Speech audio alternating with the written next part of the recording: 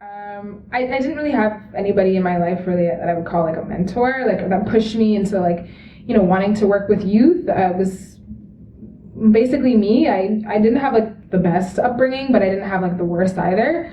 I had a cottage, like I went horseback riding, I did all that cool stuff, but there was a point in my life that wasn't that great, and I wasn't able to go to my mom or my dad or my older sister for that matter for anything.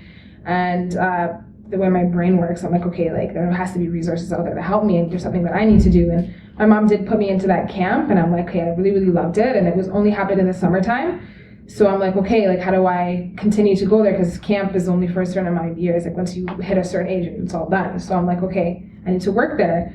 And I think just that experience at camp, I think that those circumstances and that experience, that's what really like propelled me to continue working with youth and children. And throughout high school, when I stopped going to camp, which was in 2013, and I was doing other things, and I was just doing summer jobs, there was a teacher that I absolutely love and I still talk to this day. Her name's Lisa, and she always supported me. She continued to push me, and she was like, hey, like this is what you need to do, like this is something that is like calling to you. But at that time in my life, like everybody was wanting to do like CYW, ECE, like everyone wanted to do that kind of work, and especially if you were a person of color. And at that time, like everyone, it was like a weird time in society where every child was going through something horrible, and either my peers were going through something horrible or they knew somebody that was going through something horrible, so they're like, hey, I need to go into this work. And that was like this push for it.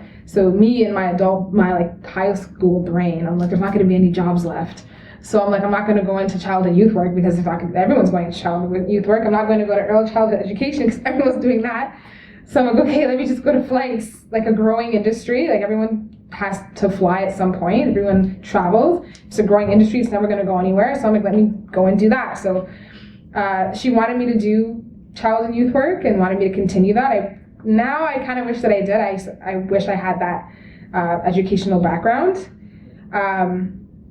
But I went to, it's still, because of all that experience I had as a youth growing up, and my resume was basically stacked with all child and youth work, regardless of me going to school, and I had all that experience. I had more experience than people who did go to school for it. So it never stopped me from getting any jobs. I got all the positions I got from purely experience. Will I go back to school for those things? Probably not. I heard that they're actually going to start to get rid of child and youth work as a diploma background, because it doesn't really make sense. And people who are educated to work with child and youth, it's not something you can be educated on. It's something that you need to work through, something that you need to experience.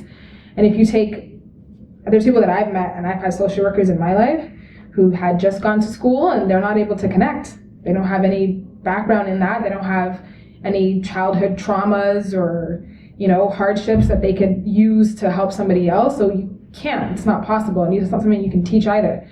So I feel like finally they're getting it, because we're getting at this point where there's so much homelessness in youth, and there's so many, like violences that are happening because of youth not being educated, or being educated inappropriately, or they're made to feel like they're like at risk, or like they're like a priority, and like it just makes them feel a certain way, and so they act out in the malicious ways, and they're not being understood. So they need more people who actually have that background, who can go in and help them on a more spiritual, more connective basis, and that's something that they can't teach. So I'm happy that I've had that pass, and I'm not regretful at all, and I'm super happy that I'm where I am today, and I was able to take all those experiences and apply them to adult life.